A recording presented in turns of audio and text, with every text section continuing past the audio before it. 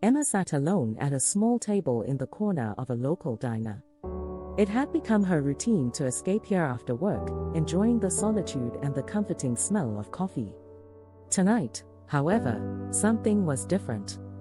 As she sipped her latte, she noticed an old man sitting a few tables away.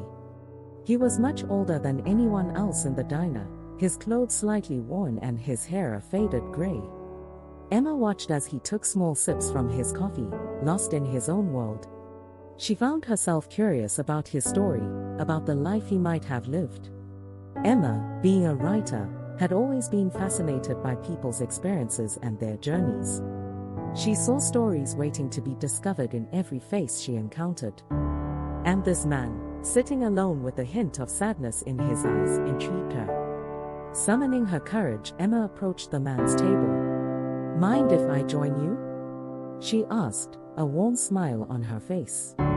Surprised by the sudden company, the old man nodded. "Of course," he replied, his voice as withered as his appearance. "I couldn't help but notice you," Emma began, gesturing to the empty seat across from him. "You seem like someone with many stories to tell." He chuckled, a sound that was both tired and genuine. "You might say that. Name's Mr. Gray." "Emma," she introduced herself, extending her hand. His grip was firm, belying the fragility she had expected from his aged appearance. As the weeks went by, Emma and Mr. Gray developed a unique friendship. They would meet at the diner every evening, Emma eagerly awaiting his arrival. She would listen intently as he recounted tales from his past, his journeys through foreign lands, and the people he had met along the way.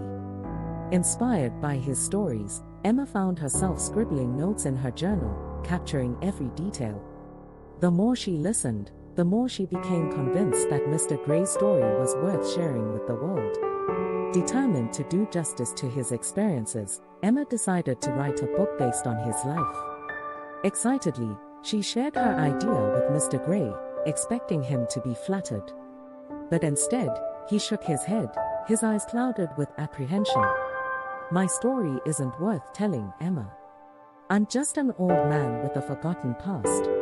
Emma couldn't believe what she was hearing. "Mr. Gray, your life is extraordinary. It deserves to be celebrated."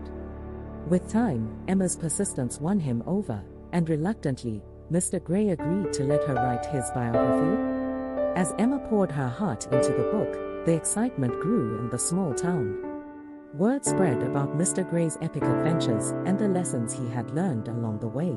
The local media caught wind of the unique project, and soon the whole community was buzzing with anticipation. The day the book was released, the diner was filled with people eager to meet the folk hero they had read about in newspapers.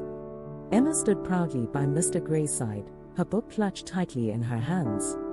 The diner transformed into a bustling hub of activity, as people lined up to get their copies signed and to catch a glimpse of the man who had inspired Emma's words. For Mr. Gray, the attention was overwhelming. But as he looked into the smiling faces of those around him, he realized something profound. He had spent most of his life feeling insignificant, believing his stories didn't matter. And now, through Emma's words, he had become a symbol of inspiration, reminding others that it was never too late to change their lives. Emma too experienced an unexpected transformation.